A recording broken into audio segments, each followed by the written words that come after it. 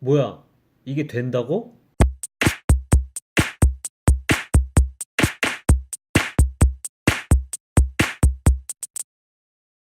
안녕하세요. 코딩하는 남자 코남입니다. 오늘은 퍼블리싱의 가장 기본이자 필수 요소인 선택자에 대해서 알아보겠습니다. 일단 선택자란 무엇인가에 대해서 알아야 하는데, 선택자는 우리가 레이아웃을 구성하는 데 사용되는 HTML 요소들을 직접적으로 선택을 해서 스타일을 줄 수 있음으로써 더 다양하고 멋진 레이아웃을 짤 수 있는 건데, 많은 컨텐츠를 담고 있는 사이트일수록 무수히 많은 요소로 코딩을 하게 되는데요. 이때 필요한 요소를 딱 선택해서 선택한 요소에 필요한 스타일을 줘야 할 때 사용되는 게 바로 선택자입니다. 가장 기본적인 방법은 유형 선택자인 타입 셀렉터입니다. 저희가 웹을 디자인할 때 HTML 문서를 선언하고 헤드, 바디, 풋, 섹션, 아티클, p, 스팬, div 등으로 나누는 이 태그들을 직접 선택하는 방법인데요. 스타일 시트에서 스타일을 줄 때는 div 중괄호 이렇게 적고 중괄호 안에 스타일을 줍니다. 하지만 이렇게 되면 HTML로 코딩된 모든 div를 선택하게 되기 때문에 보통은 헤더, 내비, 섹션, 아티클, A사이드, 푸터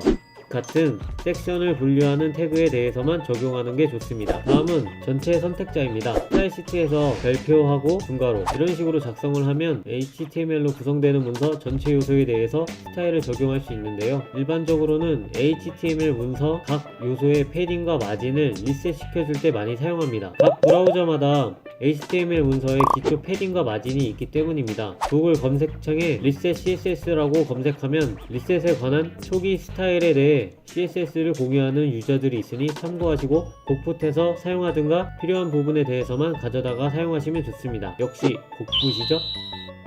다음은 ID 선택자입니다. 요소에 고유한 ID 이름을 부여하고 그 ID 값에 스타일을 줄 때 사용합니다. 스타일 시트에서는 샵 ID name 중괄호 형식으로 스타일을 줄 수 있고, HTML 페이지에서는 div id는 id 이름을 입력하면 됩니다. id를 사용할 때는 자바스크립트나 PHP 언어 등 다른 언어와 함께 사용하기 때문에 중복되지 않게 한 요소에 하나의 id를 부여하는 게 좋습니다. 여러 사이트의 코드를 보아도 한 요소에 하나만 사용되는 걸 볼 수 있습니다. 그리고 사용할 때는 제작하는 컨텐츠에 맞게 id 이름을 생성해서 적용하는 게 좋습니다. 다음은 클래스 선택자입니다. 요소에 클래스 이름을 부여하고 그 클래스 값에 스타일을 줄 때 사용합니다. 스타일 시트에서는 class name으로 클래스 명을 적어주고 스타일을 주면 됩니다. HTML 문서상에서는 div라는 태그 안에 클래스 이런 식으로 사용하면 되고, 다른 요소에 같은 클래스를 적용할 수 있습니다. 또한 클래스는 요소에 적용하고 싶은 클래스가 2개 이상일 때 띄어쓰기로 구분지어 사용할 수 있습니다. 다음은 자식 선택자입니다. 사용 방법은 오른쪽으로 꺾이는 기호를 사용하며 div 안에 div가 무수히 많을 때 가장 부모 요소인 div에 div 박스라는 클래스가 적용되었다고 가정을 해보겠습니다. 이 div를 가지고 있는 요소에 바로 자식 요소인 div를 선택할 때 사용합니다. 클래스를 부여해도 상관은 없지만 나중에 가면 클래스를 굳이 부여하지 않고 사용하면 코딩의 단순화가 될 수가 있고 코딩의 교통질서를 잡기 위해 사용한다고 생각하면 됩니다. 바로 자식 요소만 선택되기 때문에 그 안에 있는 div들은 선택되지 않습니다. 다음은 자손 선택자입니다. 자식 선택자는 바로 안에 있는 요소만 선택했다면 이건 안에 있는 선택자 모든 요소 중이라는 선택일 수 있습니다. 사용 방법은 스페이스 공백입니다. 예를 들어서 클래스 div 박스 한 칸 띄고 p라고 스타일을 주었을 때 div 클래스 안에 있는 모든 p 요소를 선택한 것입니다. 저희가 타입 셀렉터를 배웠는데 타입 셀렉터는 모든 요소를 선택했지만 이것은 부모 요소 안에 있기 때문에 기준이 부모 요소가 됩니다. 이렇게 사용하게 되면 부모 요소인 div 박스 안에 들어있는 모든 p 요소에 대해서 스타일을 줄 수 있습니다. 보통은 계속 기준을 잡아주면서 사용하기도 합니다. 클래스 div 박스, 클래스 리스트 ul, 클래스 폰, li 이러면 기준점들을 다 갖춘 li 요소만을 찾아서 선택하게 할 수 있습니다. 자식 선택자와 함께 가장 많이 사용되는 방법입니다. 다음은 인접 선택자입니다. 제가 이거 알고 대박이다 했는데 많이들 사용하고 있더라고요.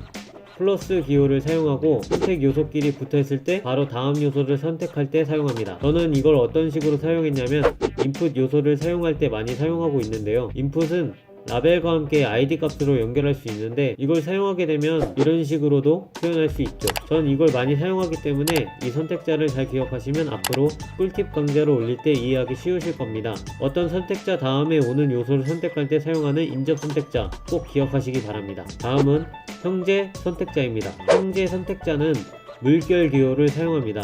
인접 선택자는 앞에 지정된 요소 다음 요소에 대해서만 선택할 수 있었다면 형제 선택자는 지정된 요소 다음에 오는 모든 요소들 중이라는 표현이라 할 수 있습니다. 전 이 선택자를 잘 사용 안 해서 예제를 준비 못했는데 사용하자면 스타일을 이렇게 짜보았습니다. 먼저 부모 요소에게 줄 컨테이너 클래스를 만들고 스타일을 주었는데 가로 800픽셀을 주었고 마진은 좌우로 오토로 해서 가운데 정렬을 했습니다. 다음은 div 박스 클래스를 만들어서 폰트 사이즈는 0, 가로 사이즈는 100%를 주었습니다. 이제 다음이 선택자 코드인데 위에는 자식 선택자를 사용했고 그 아래는 일반 형제 선택자를 사용했습니다. 자식 선택자에는 div 박스 클래스를 갖고 있는 선택자 바로 안에 오는 자식 요소가 div라면 인라인 블록과 폰트 사이즈는 12픽셀, 가로 넓이는 33.3%, 세로 정렬은 상단에 스타일을 주었고 일반 형제 선택자에는 div 박스 클래스 다음 요소로 div가 온다면 테두리를 1주라는 스타일을 주었습니다. 자, 그럼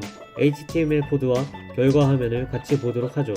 가장 부모 요소인 div에 컨테이너 클래스가 적용되어 있습니다. 그럼 가로 800픽셀에 가운데 정렬이 되어 있겠죠? 그 안에 바로 div 박스 클래스가 들어있는 div가 나왔네요. 가로가 800픽셀이라 별다른 모습은 없습니다. 그 다음 바로 자식 선택자가 적용되었는데요. div 박스 클래스 안에 바로 오는 게 div라면 가로가 33.3%고 인라인 블록이 선언되었었죠. 결과 화면 가장 처음에 적용된 걸 볼 수 있습니다. div 박스 클래스가 적용된 요소 다음에 오는 div가 있다면 검정색 테두리를 1픽셀 주라는 일반 형제 선택자가 적용되어 있는 걸 보실 수 있는데요. 제일 아래는 클래스가 이미지 박스가 있는데도 테두리가 적용된 모습을 볼 수 있는데 이건 두 조건 다 만족하기 때문에 그렇습니다. 일반 형제 선택자로도 적용되고 클래스 선택자로도 사용되기 때문에 두 스타일이 다 적용된 겁니다.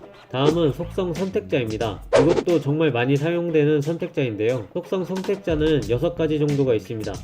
하지만 많이 사용되는 4가지에 대해서만 알아보겠습니다. 나머지 요소는 내용글을 참조해주세요. 사용 방법은 선택 요소, 대괄호, 속성는 답입니다. 먼저 속성이라는 녀석을 알아볼까요? 네임이 들어가거나 타입으로 분류하거나 타이틀이나 href, 타겟 같이 기본 요소에 추가적인 값이 주어지는 걸 말합니다. 클래스랑 id도 속성 선택자로 사용할 수 있습니다. 첫 번째 속성 선택자는 같다라는 기호입니다. 같다라는 부등식을 표현할 때 사용하는 그런 의미로 이해하시는 게 좋을 것 같습니다. a 태그는 href 값이 있어야만 하이퍼링크 효과를 내게 되는데 a 태그의 href 값이 구글닷컴이라고 했을 때 스타일시트에서는 이렇게 작성함으로써 href 값이 구글닷컴인 요소만 선택할 수 있습니다. 이럴 때 URL이 선택하는 속성 값이랑 같아야만 제대로 선택할 수 있습니다. 다음은 속성 선택자 중 웃음 표시와 같다라는 기호입니다. 이것은 href, 기호, http, 중괄호 이렇게 사용할 수 있는데 http로 시작하는 속성 값을 갖고 있는 요소를 선택할 때 사용합니다. http로 시작하지 않고 www로 시작하는 링크가 있을 수 있는데 구분을 짓기 위해 사용하기도 합니다. 다음 속성 선택자는 는 기호입니다. 이것은 href, 는 .pdf, 중괄호 이렇게 사용할 수 있는데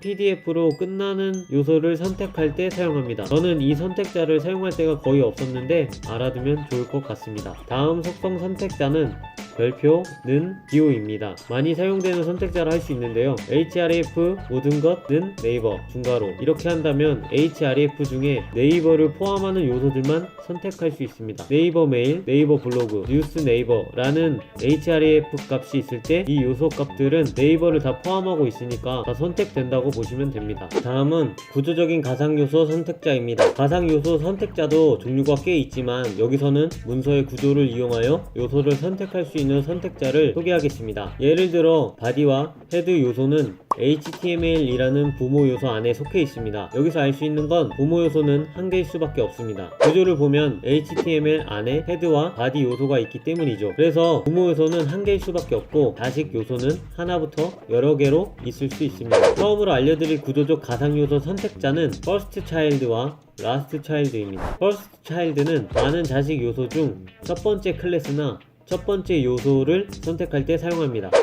예를 들면 어떤 부모 요소 안에 많은 div가 있다고 가정했을 때 처음 오는 div를 선택할 경우, 또는 리스트 태그인 ul, li를 사용할 때 첫 번째 li를 선택하는 경우에 사용합니다. last child는 많은 자식 요소 중 마지막으로 오는 클래스나 마지막에 있는 요소를 선택할 때 사용합니다. 두 번째 알려드릴 구조적 가상 요소 선택자는 nth child입니다. first child나 last child는 맨 처음 요소와 맨 끝 요소를 선택할 수 있었다면, nth child는 몇 번째 요소를 직접 선택할 때 사용합니다. 괄호 안에는 숫자가 들어가고 숫자는 몇 번째 요소인지에 대해 적어주면 됩니다. 책으로 공부할 때는 테이블을 예제로 사용해서 설명을 했었는데, 제가 사용해보니까 이런 식의 레이아웃을 짤 때 사용할 수 있더라고요. 플롯 레프트 속성으로 각 요소가 한쪽으로 연결되는 스타일이 적용되었을 때 세 번째 요소만 길게 표현한 것입니다. 이렇게 하려면 높이와 마진 값을 정확하게 계산해서 넣으면 딱 떨어지게끔